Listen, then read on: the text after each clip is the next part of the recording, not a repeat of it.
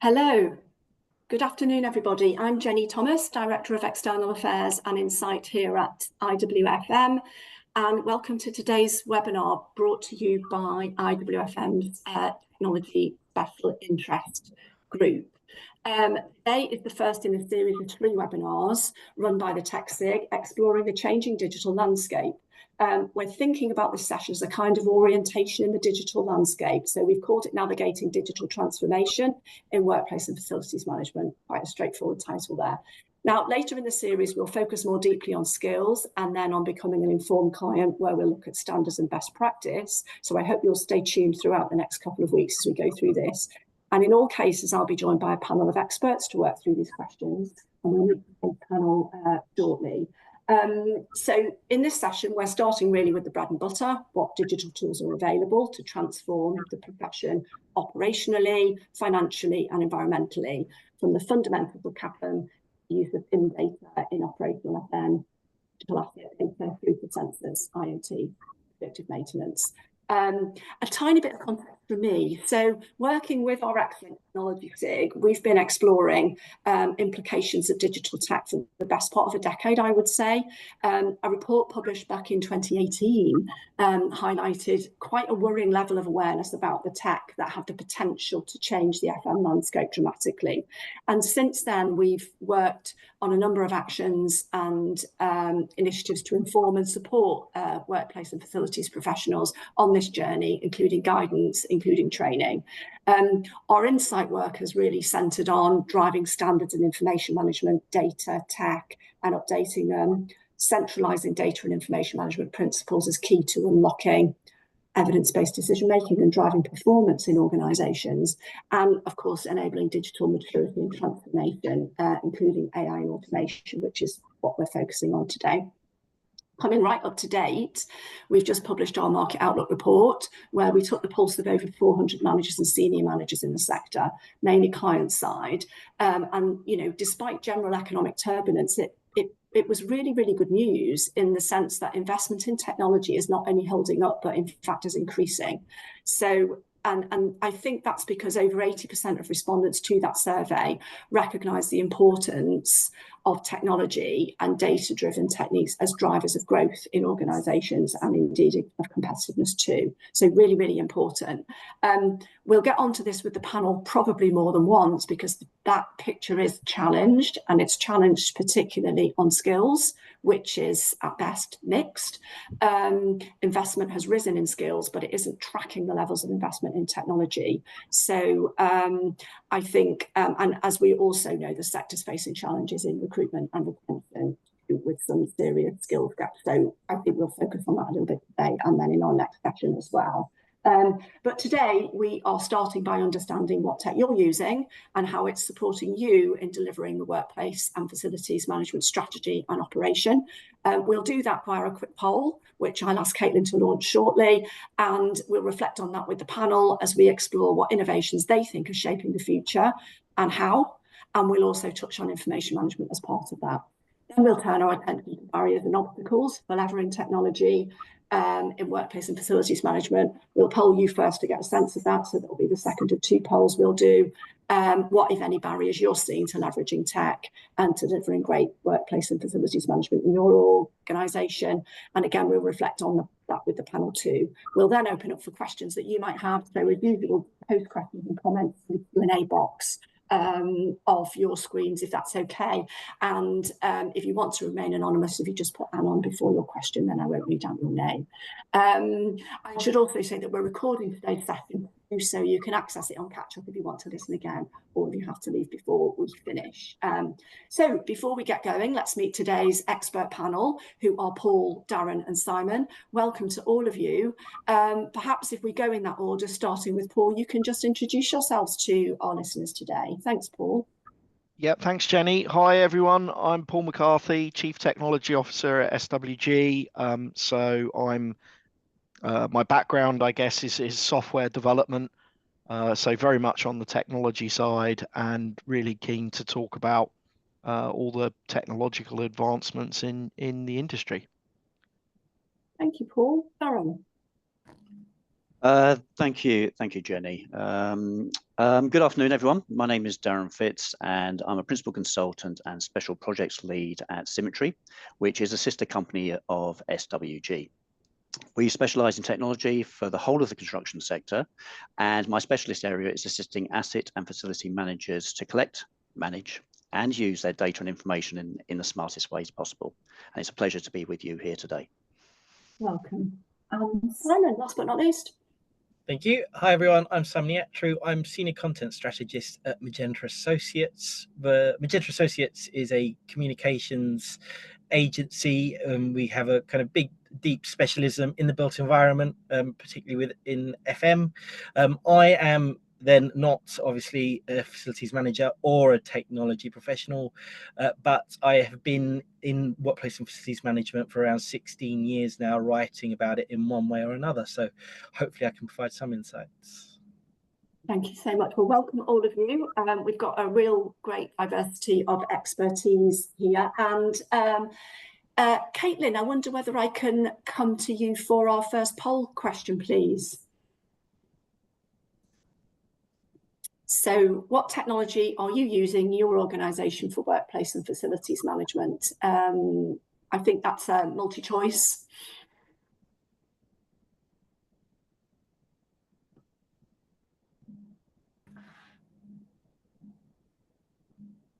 I think if we just give everyone a minute to answer that, then we'll look at the scores on the doors.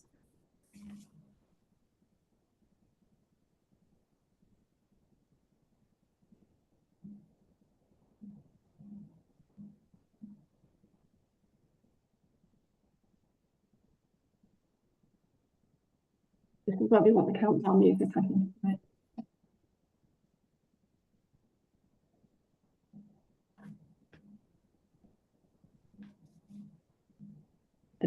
Okay, here are the results. So building management system is the overall winner, 89% using that, followed by CAFM, CMMS, WFM. Is that a technology? And IoT sensors third, and then a few people using IoT sensors, actually 32%, BIM data, predictive maintenance, and digital twins. What do we make of that? What do you think, if I can come to you first, Paul, let's just take our first question. What are the major technical innovations that are shaping the future of workplace and facilities management? And before you get into that, what did you think of our poll results there? Were you surprised by that? Was it what you expected to see? I think I was surprised that the top one wasn't a bit higher, but I think there's a mix of things there. I can see that everybody's using some of it in some way, shape, or form.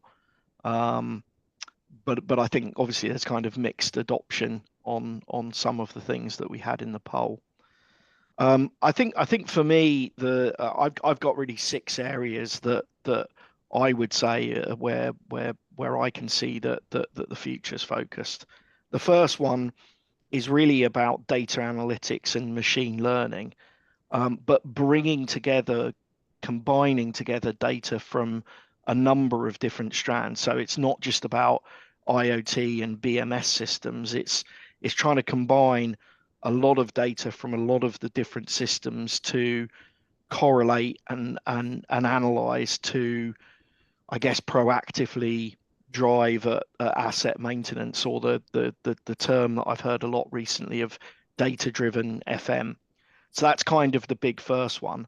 I think the second one is around digitization and use of BIM data, and using more of the kind of AI recognition tools to more quickly digitize facilities and assets.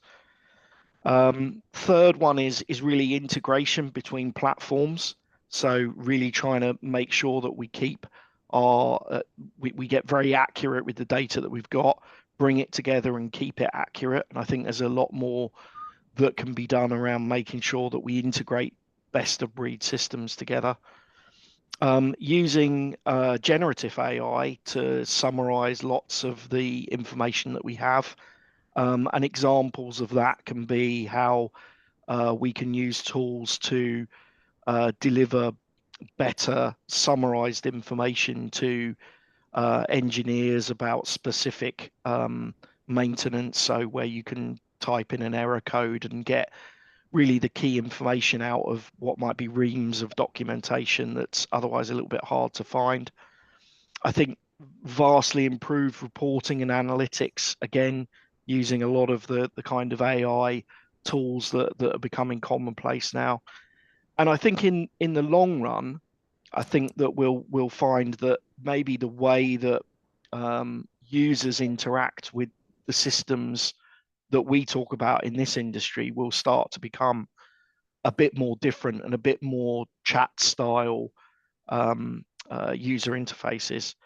And I think we're seeing that in terms of improving the data entry quality by using more chatbot style user interfaces to report problems and issues. And I think one of the things that is kind of paramount to everything that I see is that the quality of the data and the processes around having your underlying data really well structured and well understood is really important to leverage a lot of the technical innovations. And maybe it's a fairly obvious point, but AI really only works on the data that it's given, and therefore, if that data isn't fundamentally good, then you're always going to struggle with the technology that then sits on top of it. And I think that probably leads on to some of the points that the others on the panel would probably want to pick up on. Yeah, and I think that, thank you, Paul, and I think that's something that we'll probably come back to time and again. But Darren, perhaps I can come to you just to reflect on, Paul gave us a really lovely structured answer there. Perhaps I can ask you to reflect on some of the points that he's made and perhaps even to add to what he had to say there. Yes, certainly. I think we are going to see a theme here. Just reflecting on the poll, first of all, I wasn't surprised at the results there because the ones that are actually, the technologies that are being used more are quite mature systems. CAFM systems, etc., have been around for decades, and obviously BIM and some of these other technologies we're talking about are emerging. Through some of my research, I just want to point out to the audience, 20% of asset facility managers are not using any of those systems at all, CAFM systems or CMMS. So when we talk about information management, we still need to consider those people that are still essentially using things on spreadsheets and Excel to actually manage their projects and their activities. For me, there's so many technologies out there. I mean, we can talk about digital twins, we can talk about BIM, integrated workplace management systems, mobile devices, etc., AI, photogrammetry, digital scanning. So this is a real focus area for the software developers at the moment. They've been focusing on design, they've been focusing on construction, and now there's a really big focus into this space. Okay, so there's a lot of sweets in the sweet shop, if I can use that example. The other thing also is that a lot of these technologies are getting more and more affordable. If you think about things like digital scanning and point clouds, which I'm seeing used lots and lots of places with many of my clients, the price point of that has come down considerably. My first time I was using those technologies was back in the 1990s, and just the systems you were using to collect that data were hundreds of thousands. And now you can get things on your iPhone, essentially collecting this data. So pricing point is a key thing. However, when we're looking at the sort of things I'm seeing out there about the technologies, there's a real focus on the integration between all of these technologies, the ones that Paul's referenced. So whether it's going to be linking to CAFM systems, building information modeling, sensors, to develop these digital twins, it's that integration between all of these systems, which I'm finding really interesting. And that's where a lot of our clients are looking to move to. So we're joining up these systems. They're not sort of point solutions anymore. We're building platforms to support facility and asset management. And I'm going to, again, reflect, and Paul referenced, there would be probably a theme here. We need to get rid of this dirty data. All right, simple as that. The data is generally very poor. Again, through my research, the confidence in data within the public sector, healthcare, etc., was around about 39% confidence in their own data. Yeah. The highest I'm just going to highlight was those working in manufacturing, which was around about 78% confidence in their data. Yeah. Where most organizations, when they turn around and come up with a strategy, where do we want to be? Their confidence in their data and the information they're holding is normally around about 95%. So there's a big journey to go on. This is where I work with a lot of clients, is actually trying to make sure that that data can be managed, can be collected in the right way, and can be trustworthy as well. Because a lot of major decisions, strategic decisions are made on, shall we say, missing data or data of inappropriate quality. So I'm going to keep on going on about that one. It's big focus on improving data quality and information quality within a lot of organizations. Thanks, Darren. And before I get to Simon, I mean, I think that's so interesting because we've got this you've kind of painted a picture of extremes, really. We've got some organisations not using this at all, they're on spreadsheets. Other organisations are investing, and we've seen this in our outlook, they're really investing in tech, possibly driven by prices coming down, availability, simplicity. But it needs, as Paul too said, it needs to be built on a foundation of something that's solid. And if the data ain't good, then the results and the consequent decisions are not good. It's really, really important to get that right. And I think we'll probably come back to that. I wondered, Simon, whether or not you could give us a quick take on what you saw in the results and what you thought the major things coming down the line were from your, not a tech expert, but observing the industry perspective. Well, I mean, just to essentially reiterate what Darren and Paul have already said, no real surprises there, were there? Absolutely not. You know, I think if you think of BMS, CAFM, this is like workplace facilities management's bread and butter. Again, Darren's absolutely right as well, though. It's the integration piece, isn't it? Because a lot of those less popular or common answers in that poll actually feed into like building a better ecosystem of technologies. You know, if you're using sensor technology more, you're going to get more from your CAFM system and your BMS and things like that. So that's what I'd say. And I think another point I'd like to make is that it's absolutely going to come up in the next 40 minutes as we continue to talk, but it's also sort of reiterates the kind of idea of the cart before the horse, right? I think if you open up facilities management media, workplace media, and if you look at a lot of big organizations' websites and their own content, they're really now championing and focused on some of those less adopted emerging technologies like AI, for obvious reasons, sensor technology, digital twins. But clearly for a lot of organizations, a lot of professionals, there's a long way to go. Yeah, absolutely. Thank you, Simon. I was just, as you were speaking there, I was actually having a quick look.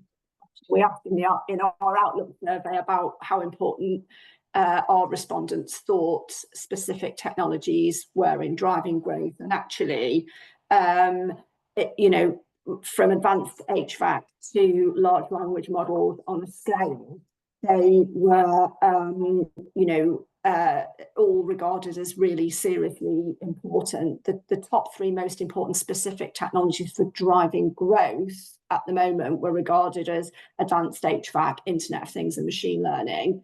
But they were using a range of technologies, and there wasn't really much variation between how, you know, they thought they were all important really on a level. So it's definitely a focus for going forward, and really, really making sure that we understand how to use this stuff and in what way. So just coming on to our next question, what trends are you seeing within asset management specifically? I think this is a topic that's been quite hot at the moment in terms of data that's around how people are measuring it and what they're thinking about. But Darren, what trends are you seeing on this? If I could come to you first, please. Yeah, I'd like to start with actually a cultural observation. So when I speak to those working in facility management, asset management, meet them for the first time, they're so apologetic. They start off with, you know, our data is not very advanced, our systems, we're missing a load of data, we're not as advanced as some of the other clients you might be working with. And in reality, everyone's in the same boat. Everyone's actually trying to achieve exactly the same things across industry at the moment. A lot of organizations are trying to shift from document-based management to database management. So they're trying to do that. They're trying to get a handle on their data. You've also got a moving target as well. So unlike a lot of other disciplines, those that work within facility and asset management, you're actually managing assets that are constantly moving, being replaced, degrading, conditions changing, things like that. So to actually keep that data linked up with assets that are physical assets out there that are actually degrading and actually changing all the time is really challenging. And what I find on the trends, yes, we've got organizations increasingly adopting building information modeling. Many are actually adopting, obviously, ISO 19650 standards, which gives that sort of consistency in BIM and information management. We're seeing people moving away from standard document management systems and SharePoint, moving into things like common data environments, which gives you more control, especially for those where you're having to think about lifecycle management and regulatory compliance. So for those, for example, working with the Building Safety Act, high-rise buildings, having that golden thread of information is fundamental. So actually being able to track information and not have a dumping zone for all your documents and your information, and avoiding that is also a big focus.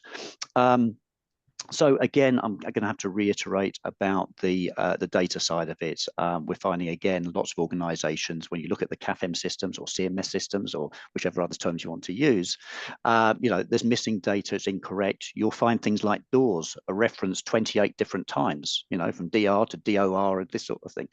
So lots and lots of errors in there. But I just want to bring this back. Quite often with the clients that I'm working with, we actually find we don't need to introduce any new technologies. It's just maximizing and improving the way they're using their existing technologies is normally the first thing we're actually looking at. The other thing also is process change and cultural change. So when you've actually got people out there doing some maintenance tasks out there, collect the data and do not sign those jobs off unless that data is collected to put back into the system. And that keeps the integrity with what's happening in the physical world with your data that you're managing and collecting.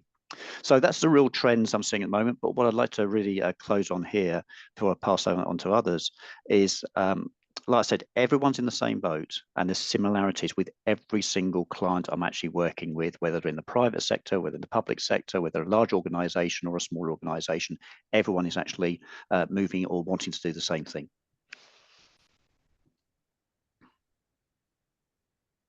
Thanks, Darren. Sorry, just trying to take myself off mute there. And actually, I think that kind of, I would imagine if a sigh of relief could possibly be heard amongst our audience, that might have been the moment in the webinar at which you would have heard it, because you've given people some kind of, I think there's often a sense with technology is if you're not in front of it, you're somehow massively behind it because of the rate at which it's going.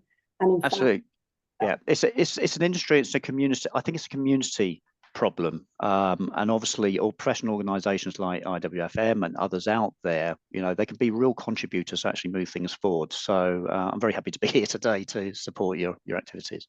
Yeah, well, thank you. And Paul, from your perspective, what are you seeing in terms of trends? Are you identifying with what Darren's saying? Are you seeing... Absolutely. I think what I would add to that is really the view that maybe trying to seek perfection is not really what you want to try and do. It sounds a little bit odd, but I think putting in place a strategy of continual improvement is the right way forward. Use what you've got, make what you've got better, include good processes to keep that up to date, and gradually move your if you like, the quality of your data footprint forward to allow you to use other tools and techniques. And I think really often it sounds obvious, but trying to work out where you want to go, what type of benefits are you trying to achieve, and what better data do you need, and how can you go about improving that? So rather than throwing it all away and starting again, it's often a case of just make what you've got a bit better. Will lead to a lot of benefits. Thank you. And I think what I'm feeling here is that actually there's a really important human and behavioural side to this, isn't there? Because you could quite easily see a situation, Simon, couldn't you, where people think, oh my God, I'm just terrible. We've either got to scrap it all and start again, or I can't talk about how bad my data is because we'll just be failing on every level. And to your point, Darren, actually, you've got to start somewhere. You've got to move forward. You've got to adopt this approach and this technology. And it's better that you do it as a kind of an evolutionary process rather than either not starting it at all. And just, I suppose it's opportunities like this where people can come and understand where they are in relation to where the sector is and what options are available to them. Simon, we operate in comms world of behaviour change and human behaviour and processes. What's your take on the trends that you're seeing in this from outside the sector? Oh, we're seeing you, but we're not You're hearing on you. mute, Simon. Yeah. Thank you. Thank you. I mean, it goes back to an age-old kind of issue for specifically for kind of facilities management, doesn't it?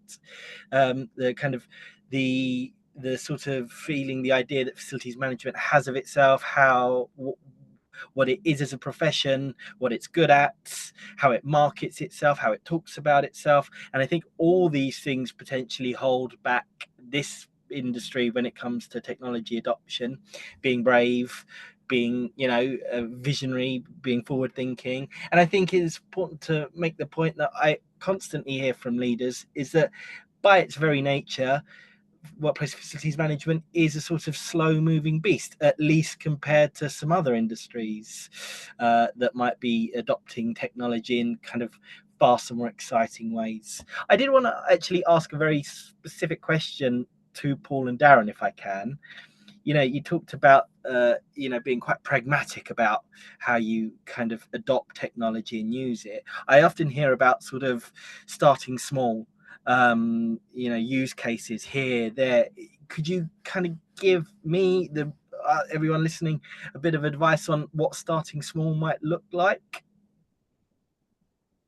Shall I go first on that, Darren?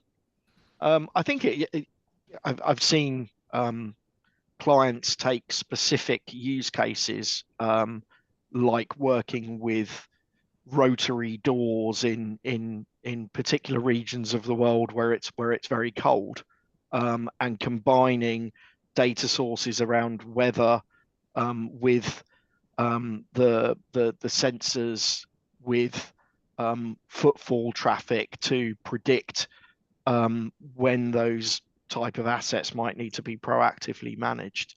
And it's a really sort of one small part that in that particular case, in that particular client, offered some good benefit quite quickly, which then led to, well, if we can do that, then what other things can we start looking at? So that was really powerful for me to see that particular part of things, and I think really then led to looking at a much more wider holistic view of how that particular organization could move things forward. So that's a real world example. But Darren? Yeah, I like simple, quick wins that can be put out to scale. So, think about the actual users out there using these systems and think about their frustration. So there's nothing worse than frustration trying to look for a document. Yeah. Maybe it was a drawing you worked on 3 years ago, or what it might be, and you search around for 3 hours and you can't find it and all that sort of thing. I mean, it's just wasting your time. It drives you crazy. And then you find your colleagues call, reports, report number 1 or Janet's report on Friday and all this sort of thing. And again, you're just trying to find, all this information. So straight away, by bringing in standard naming conventions for all your documents is a big win. I mean, SharePoint's a solution, all right? It's not my favorite solution because they quite, get used for, a dumping zone quite often. But at least if you've got naming convention in there, you can start searching and finding information. So I like simple things like that. When I look at these CAFM systems, CMS systems out there, I've already referenced doors being referenced a number of times. Just putting a classification system in there like Uniclass. All right, put that classification in there. You can still keep your own standard codifications. You can use SFG20 and all these other codifications, but just including Uniclass in there suddenly gives you more control over that data. Now, how much does that cost to actually bring in a naming convention, yeah, and to add classification systems into those solutions? We're not talking about massive investments or time to actually put these processes in place that can be real game changers for the users. Once you've done those two things, in many instances, then you start moving out into the more progressive stuff that takes a little bit more time, a little bit more deployment. So yeah, easy small wins. I often use the term, pizzas. You don't want to eat the whole pizza. You just want to start off with a slice. Simple as that. So that's the way I approach all my projects with all my clients. Do the easy stuff first and get some real quick wins. And actually, already my heart rate's falling, Darren, to hear you say that, because it's actually quite straightforward stuff that you can readily identify with, but it's also multi-applicable as well. It's standard stuff. You talked about unicast, didn't you? You talked about how many times have we tried to find something and you think, oh, really meant something when I named it that thing on Friday afternoon, and now I can't remember and I really need to find it. So it's quite simple, and it's quite really underpinning stuff that you're describing, because everyone straight away goes to the most sophisticated and complex level of technology that they could use. They're absolutely there, those tools, aren't they? But what you're describing to me is actually something that's really quite fundamental and really quite simple. And then the other key thing I think you said was scalable, small to scale. But the other thing is, if I could just expand, the other thing is, this is the frustration that people are seeing day in, day out with these technologies. So what you're trying to address is the things that just frustrate people, the things they want to hit the screen sort of thing. I can't find this document, yeah? Or I'm trying to search for all this data and I can't find all my, water pumps or whatever it might be because they're just named inconsistently. So taking that frustration away is making people more efficient, and they get more confident with the actual systems they're using because, they're easier to use and they can find the information. So yeah, start off with the basics and get the quick wins. Right. I think you've given us a really lovely segue into our next poll, where we'd like to ask our audience about the main obstacles that they're facing leveraging technology for workplace and facilities management. Thank you, Caitlin. Let's just give our audience a minute to answer that question. Yeah, and I didn't intend to influence any answers here, please. So maybe just ignore what I was saying there when you look at your poll. Take it from your own perspective. Well, let's see where people are feeling the pain of leveraging tech in their worlds.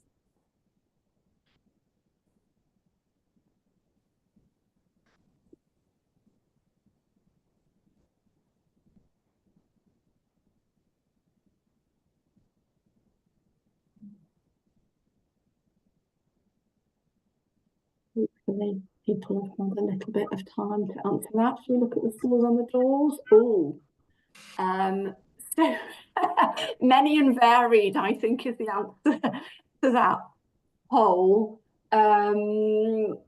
Wow. So most people constrained by budget. Second highest, 2/3 of people constrained by skills and knowledge gaps.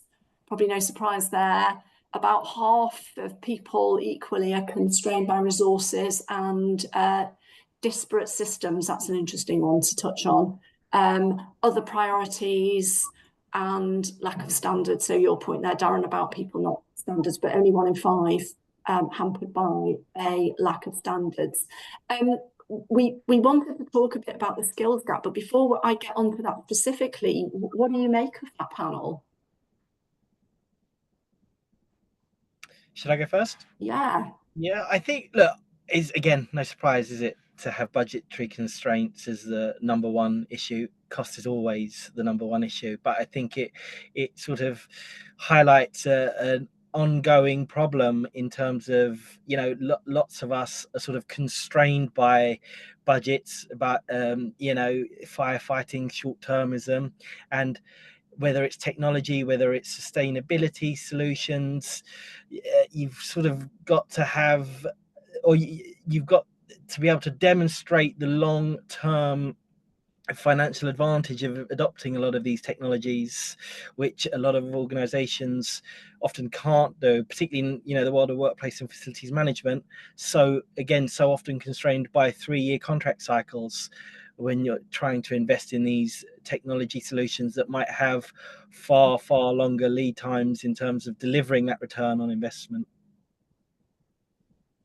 Thanks, Simon. Darren, Paul, what do you make of that? Are you surprised by that result? I'm going to jump in here. No, not at all. I mean, everyone's going to have different perspectives of where their challenges are, depending on their experience and what their position in the organisations.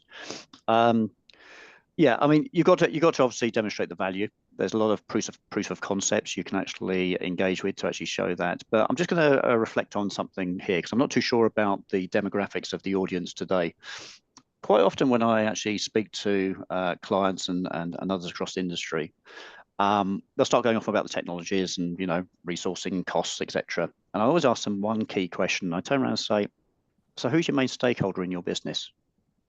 Who's the person that's got your back? Who's the person that can actually sign this investment, can lead it, etc.? Who have you got in your senior leadership team that's supporting you with this conversation we might be having, you know, sort of thing. And it's surprising the number of times when someone says, oh, I haven't got a stakeholder. I haven't got someone at the main board that I'm actually talking to around these issues, about this budget constraints, how we can improve things, etc. So if you are someone that's actually answered this question here, I would just turn around and say, just question and say, who is your main stakeholder? Who's your friend at the board level, senior leadership team would actually listen to these challenges? Yeah. And you might find actually that resourcing issue and that budgetary constraints might move slightly, and it might not be as severe as you currently think. So yeah, it's an amazing number of people that turn around and say they don't know who their main sponsor is within their own organisation. I think there's so much to unpick in that answer, Darren, but I just want to get a perspective from Paul before we focus a little bit on skills. Paul, were you surprised by this? What's your take on it? No, like the others really in the same way. But I think all I would add is that, and obviously I'm slightly biased because I am a technologist and that's really what I do. But I think that ultimately any organization needs to invest more in technology to help with being more efficient in the future. So the way out of those budgetary constraints is to invest in more skills and knowledge, to invest more in technology to help become more effective and more efficient. That would really be my add. Thank you. And it's quite interesting when you look at it, isn't it? Because actually we've got budgetary constraints, 3/4 of people, resources, whatever that means. That could mean money, that could mean people. You've got skills, knowledge gaps, and you've got other priorities. So a lot of those things are all things that are in the way of this. And yet we've got research that says organisations are investing more in technology. But what we've also found as well, and we can come on to this when we talk about skills, that organisations are nowhere near investing in the skills to match that technology, and also highlighting the skills gap. And if you listen to people, you know, if you listen to commentators, I often quote Andy Haldane, who's at the RSA now, but he was the Deputy Governor of the Bank of England, saying that one of the key inhibitors to productivity is the skills and the management skills to be able to lead and use technology. It's not the thing itself. And if you don't invest in that, then the investment in technology isn't going to be the leverage that you want it to be in your organisation. So your stakeholder point, Darren, is so important in terms of who is making the decisions, and are the people who are the decision maker at the stakeholder, the key stakeholder at the board level, really understanding that line of sight to helping the people who are trying to make this work and be more productive and be more effective and bring a brilliant facilities and workplace experience to organisations to connect that up. It's probably a whole webinar in itself, and we might get into this in our next conversation. But in terms of getting a perspective from you, and I think, Paul, I wanted to start with you on this actually. What do you think the route to addressing the skills gap is on technology? I'll mute myself. It is a challenging one. I think in some cases there might be almost a fear from people themselves of, you know, as people work through their careers and you get new challenges of new technology that comes about. I think it's one of the employees.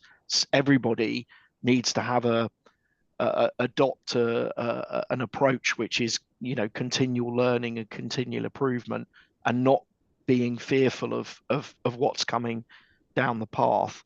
I think the reality is we're all using more and more new AI technology all the time, and I think sometimes the word AI can seem to be something scary when actually it's just often, you know, new technology that's coming about. We're all used to having facial recognition on our phones now, but that was AI, cutting edge AI, you know, not that long ago.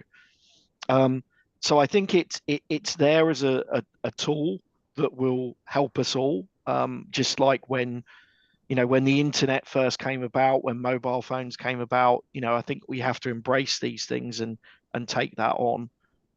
But in terms of actually how organizations can help make sure that their staff are skilling up continually, I'm not particularly sure I know the answer to that, but I know that it's something that really needs to be at the forefront, because I think by skilling up the people, being more technically aware, that doesn't mean to say you have to be an expert, but being aware enough can help drive experimental projects, proof of concepts, which will then lead to, you know, further investments and projects that can really drive efficiencies. I think I probably can hand over to one of the others to expand on that. Yeah. Simon, what's your take on this, on addressing the skills gap and what technology can play?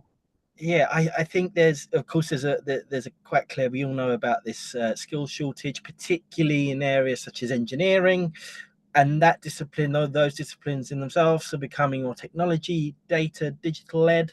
So it goes back to that thing that I mentioned at the beginning, doesn't it? From workplace and facilities management's point of view, it's about how do we market ourselves? How do we position ourselves? How do we sell ourselves to kind of these ambitious, potentially young people coming in who might have those technology and kind of data driven skills?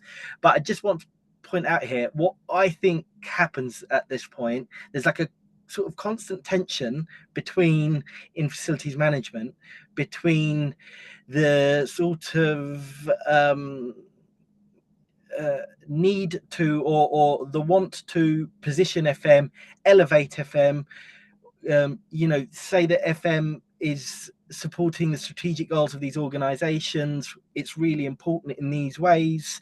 At the same time, though, there's a sort of reflex to be proud of FM as it, you know, delivering those brilliant basics, those hygiene factors, knowing that, you know, you're turning up to work in the morning because the facilities manager has made sure the lights are on. I think there's a real important tension there. Where are we positioning it? Is it this kind of, you know, important strategic discipline that really aligns with the strategic goals of the business, or is it keeping the lights on? And that is a tension that I think will always be there, and it's always something we have to wrestle with, and it's something that people like me in comms, I guess, have to have the answers to at some point. Yeah. I wonder whether Darren can give us an answer on that conundrum, because actually it goes back a little bit, Darren, to what you were saying about who's your stakeholder and how we can solve this. I mean, everyone talks about the skills gap, and as we've got technology advancing rapidly, I suppose there's a sense of left behind. And you made some really valid points, Simon, I think, about the hygiene factors that workplace and facilities professionals provide in organisations, but also needing, deserving to be strategic players, given the levers that the profession has got its hands on in terms of some of these big outcomes that organisations need to achieve: safety, sustainability, you know, all of that stuff. It won't happen without workplace and facilities managers. So how can technology help us address the skills gap, Darren? What do you think about that? Okay, I'm going to answer this in two ways. I'll address the question and then I might give some advice to the audience. Okay, so technology. So let's think about things like AI. and machine learning. So that can handle routine tasks, that can free up people to focus on higher value work, that helps make better use of limited human resources straight away. So that's going to help us be more efficient with some of the skills gaps out there.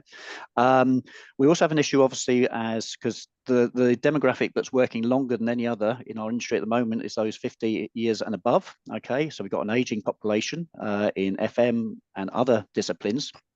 So as experienced workers retire, you risk losing decades of practical knowledge and experience. So digital tools like BIM, digital twins, asset management systems can help preserve the knowledge and make it accessible to new workers coming into the industry. You've also got the new generation coming through, the younger professionals, those newer in their careers. They expect digital tools, yeah, and they could probably get quite disappointed when they suddenly enter the workplace and realize some of the systems and tools we might be using, especially those organizations still just using things like spreadsheets to manage their estates. So we've got to actually appeal to digital native employees. Is that Gen Z, isn't it? I think hopefully I've got that correct. So we make it easier to attract and retain fresh talent. So again, investing in those technologies will enhance and bring people into FM. We haven't talked too much about this. There's obviously things like augmented reality, virtual reality for training and simulations coming through. They're being developed, so I imagine a lot of progress in those areas. And then finally, I'd just like to turn around and say that these data and analytical tools we might be using, they're trying to make us work smarter, not harder. Yeah, and help people make informed decisions. And these systems are going to help us in our workplace and avoid us doing what we did previously, which is basically making decisions on personal experience and sometimes some personal bias as well. Yeah. So I think all of these technologies will help in those areas. But I just want to highlight one thing. I think it's coming back really to Simon's point to a certain extent. I saw some research where it basically turned around and says that employees and employers invest in training and education less as soon as you get to around about 44, and then it actually goes down until you actually retire, all right, exponentially. And there's a problem. It's a problem on both sides. Number one is by the time you've actually got into your early 40s, you probably think you're an expert, a professional in what you do. However, the world's changing around you. The technology is changing all the time, sort of thing. So, you know, you need to keep that upskilling. Also, there's a thing on the employer, all right, putting more investment in those newer in their careers coming through. So my recommendation really for all the audience here is you've got to keep up to date with the technologies all the time. Yeah, they're changing every couple of years at the moment. So education training in that area is really, really important. And just to put you into, give you some context here. If you were someone that went to, let's say, university, yeah, and you leave university at say 22, by the time you got to 44, you're not even halfway through your career. Just think about that. And obviously our pension and retirement ages have been pushed out and all that sort of thing every 5 years or so. So just keep that thing. So continuous learning, continuous education is going to come really, really important. And obviously we've got some technologies I've already discussed that will be able to help support that as well. So. Well, thank you all for that. There's so much to unpack in that. And I think so many different dimensions to that conversation, but actually keeping on learning all of the time, wherever you are in your career. And I think you make some such valid points about demographics there, Darren, in terms of, you know, not being afraid to learn. Actually, it's what you need to do, but also the way that these tools can help people make, you know, work smarter. I think I saw everyone on the panel nod when you said the phrase work smarter, not harder. So I think that's definitely one key takeaway. Now, I've got one more question, which is staying with AI. You touched on this a little bit, Paul, when you were talking about skills, and I'm going to come to Simon first on it, which is, and you've touched on it already, Darren, what does upskilling FM professionals in AI look like? It's coming. We've already got facial recognition, as you were saying. What do you think it actually needs to look like? Do you want to come to that, Simon, first? Yeah. Well, we need to remember first and foremost and make the distinction between different types of AI. I think over the last 4 or 5 years, because of the success of these sort of language models of generative AI like ChatGPT, that's just become synonymous with AI. But there are other parts, you know, the more applicable AI for operationally for facilities management is machine learning. So that's a distinction we need to make. But actually, what is common across AI, I think, is that there are naturally a lot of worries, a lot of fears about AI replacing humans, taking our jobs. But I don't know if you've heard, I mean, I hear this phrase quite a lot, and I really I think it makes a lot of sense. It's you know, AI is not going to take your job, but someone who knows AI and knows how to use AI might. So I think it's we all need to get to grips with the different AI systems in our worlds. We need to learn how to use them. We need to, like, for me, for example, I'm getting better all the time at prompting AI to help me with a range of the things that I do in my day-to-day job. And if I wasn't, I'd be stupid not to, because someone else next door will. And I think, that lesson applies to facilities managers operationally as well. Yes, I'm taking note of that, Sam, with my trusty BIC and my piece of paper with my old school tech. But Paul, you are a technologist, you're an advocate of technology, self-confessed, and it's what you live and breathe all the time. What do you think of the sector in AI looks like from your perspective? I think it's not just about AI, it's technology in general. Yeah. And I think it's about having an awareness. You don't need to be experts in various areas, but I would throw in things like having good awareness around cyber security in the era that we live in. I think it's just using tools in everyday life and taking every opportunity to try and be curious about what's out there and how you can use tools in small ways to help improve what you do, both professionally and personally. I think that often training does look like courses, but I think sometimes it is just about taking the time yourself to invest in.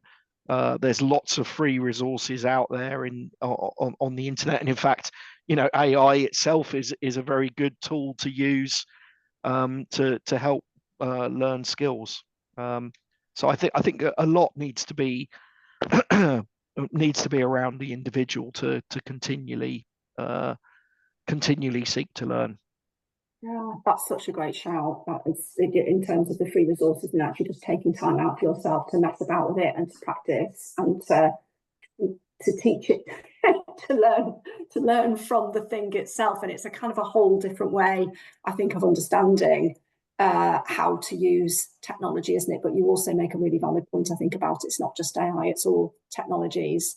Darren, I can't believe you haven't got a point of view on this question. What's your take on it? Oh, by the way, just for transparency, I'm very pro AI. All right, simple as that. I think it's going to be a game changer. It's going to be amazing. But look, we're all using AI daily without even realizing it. I can take a picture of a plant on my smartphone, and with a click, it can tell me the Latin name, what it is, identify it. It's around us all the time. So we need to be aware of that. So when we think about FM, workplace, etc., a lot of the AI functionality will just be embedded within the solutions you're already going to be using, sort of thing. So it's just functionality in there. So you don't need to learn AI necessarily with these technologies that are being developed for you, whether it be AI being bolted onto or enhanced into CAFM systems or CMS systems or whatever it might be. However, there are going to be a lot of ancillary AI apps. We've already mentioned ChatGPT. You've obviously got Copilot and other ones out there. And with those, fantastic. I'm going to give you a personal experience.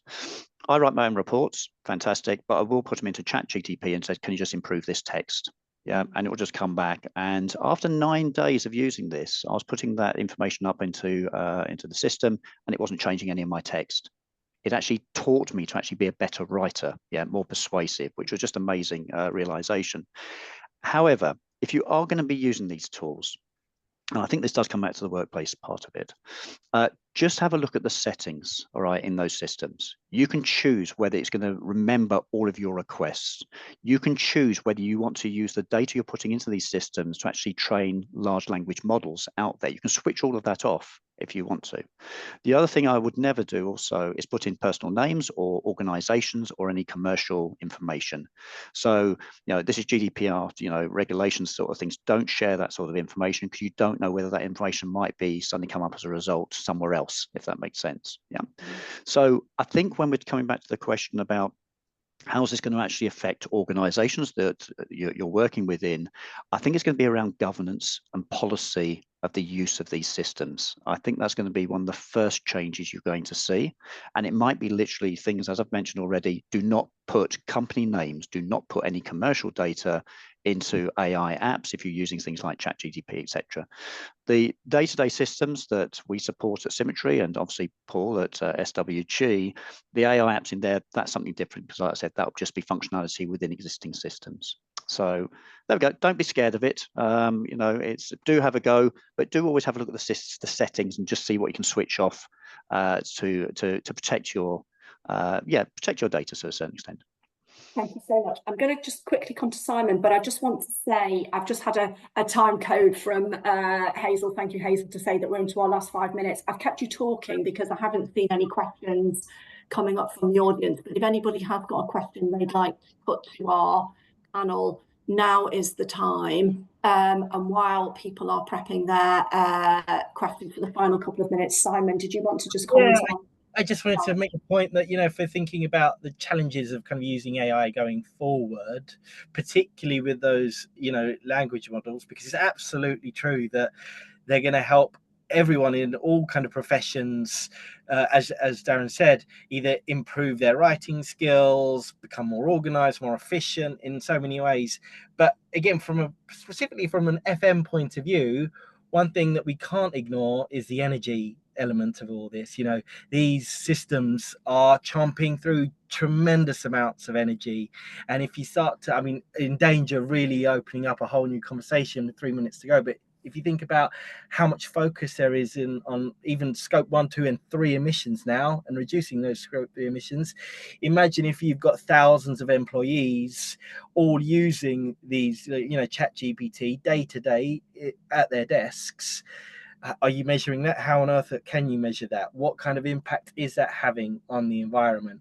And more broadly again, you know, I often come back to what is called the Jevons paradox, right? If we're constantly trying to make things more efficient, but actually using the demand for these systems like AI and other technologies is growing and growing and growing, are we actually being as efficient as we think we are? Are we, you know, saving the energy? So that's a really important element.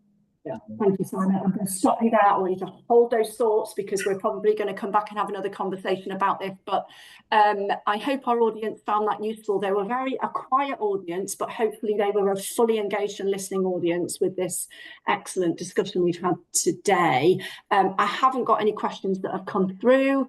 If our audience do have questions that they'd like to take through to the next session, which is on the 22nd of May, please come along to that. Please ask your questions because we will be focusing on these subjects and more. And I think we will be diving deeper into the skills question next time. I've got a couple of notices before we close, if I may just flag them to you. Service Work Global, that is your organisation, have a range of resources to get to grips with some of this stuff, and there is a lovely QR code there for anybody who would like to avail themselves of that. As I said at the top, the excellent technology SIG has brought us this webinar today and 2 more to come. Please do get involved with the SIG. There is the follow them on LinkedIn or in X if you're still on that platform, and join them for learning and collaboration research on this vital topic. If I can give you the dates of our next sessions, they are Mind the Gap, looking at digital skills on Thursday the 22nd, which I think is 2 weeks today, and then followed by focusing on the informed client standards and industry change driving digital best practice. That's on 2 weeks after that with 50 people. Please do get those in your diaries now because they'll be really good sessions. The survival guide, if you want quick 20-minute deep dives into just zapping at the edges of this subject, our tech survival guide has just been launched. There is a discounted rate for WFM members, but non-members can get it as well. Please check that out on our website because you can get a lot quite far on the basics of that. The digital maturity pathway guidance is available on our technology hub on the WFM website. Click on that, scan that code if you want to understand what a model for digital maturity looks like for smart organisations. And I think I've already talked about our Outlook research. I think there's a beautiful QR code there. If you want to have a look at that, we've got a special chapter on technology and also on skills as well, so worth a look. And finally, I've got a CPD number for you all today, which is 2632661, for anybody who wants to mark today's webinar down there. That was a bit of a rattle through. Hopefully, we've had a really good discussion. Thank you to Paul, Simon and Darren for their time, for their fantastic insights. Just so much more we could have gone at in there. Thank you also to Hazel, Caitlin and Lauren, who kept the thing moving and stayed patient with me when I didn't tell them to move the slides on, but they did it anyway. And of course to you, our listeners, for your inputs and your time. The recording's available. You've got the next dates in your diary. Please come and join us on the 22nd of May and then again on the 5th of June. And we'll do a feedback survey. So please tell us what you thought about the session and how we could do better or different. Thank you, everybody. Have a lovely day and have a good week. Thank you. I enjoyed that. Thank you. Thank you. Bye-bye. Thanks all. Bye.